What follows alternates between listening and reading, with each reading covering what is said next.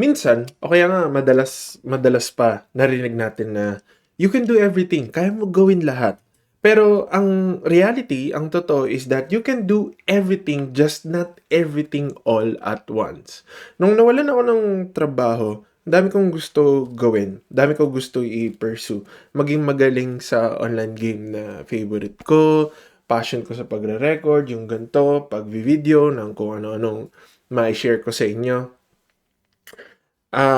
Ano pa ba, pag-se-send ng job applications, rewrite ng CV, talagang hinone ko yung skill ko dun, paggawa ng cover letter, and yung pakikipag-network ko, even trying to stay fit and be present dito sa bahay. Alam ko hindi ko na ginagawa matagal. Matagal na talagang walang workout and yung katawan ko nararamdaman ko. Gustong-gusto niya na ng workout pero it is what it is for now. Survivability muna natin ang iniintindi natin. Kaya hindi natin ma-stretch yung budget natin. And for a while, I thought na kailangan ko i-juggle yon all at the same time. But alam niyo na, ang nangyari is burnout early pa sa mga videos ko na lahat yon tinatry ko subukan gawin and talagang nakaka-burnout. Ang realization ko lang doon is that maybe yung message is that hindi ko hindi ko kaya gawin lahat. Ang realization doon is that kailangan ko lang piliin yung talagang nagma-matter at this very moment. What matters most right now? May mga days na nagsisend lang ako ng application. Yes, nagsisend lang ako ng application. Focus lang ako doon. Some days, nagre-record ako ng ganito. MWF, pero mamaya mag-send ulit ako ng mga applications. Pero meron akong time blocks. Hindi siya in one go. And yung other days naman, yes, resting. Alam niyo naman, yung mga times na talagang sobrang hirap, hindi mo alam, nagda-doubt ka sa sarili mo. Pero kailangan mo talagang magpahinga eh, gumalaw-galaw. So, meron siya mga time blocks. And then, nag-dinner kami ng wife ko last Friday actually.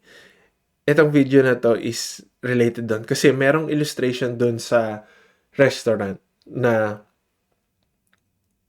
naka-highlight lahat. Yun yung parang kaya mo gawin lahat, naka-highlight siya. Pero dun sa baba niya, merong isa lang na naka-highlight. One line na lit up, but not everything yung nakalagay. And yun yung point na if you try to light up everything, if you try to, kailangan mo gawin lahat ng sabay-sabay, nothing stands out. Wala kang focus.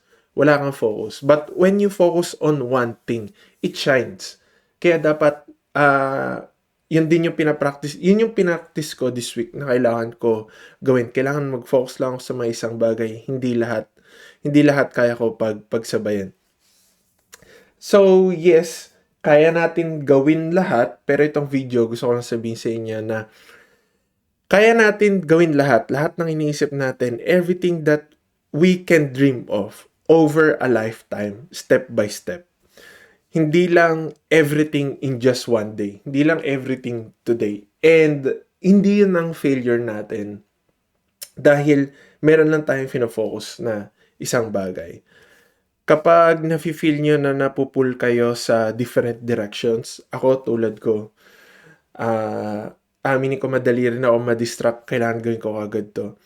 Siguro kailangan lang natin ma-remember na one small step at a time is still progress. So, kailangan mo lang talaga suyurin tong isang lane na to, yung focus mo, tapusin mo muna yon and move on to the next. Hindi natin kailangan gawin lahat sabay-sabay.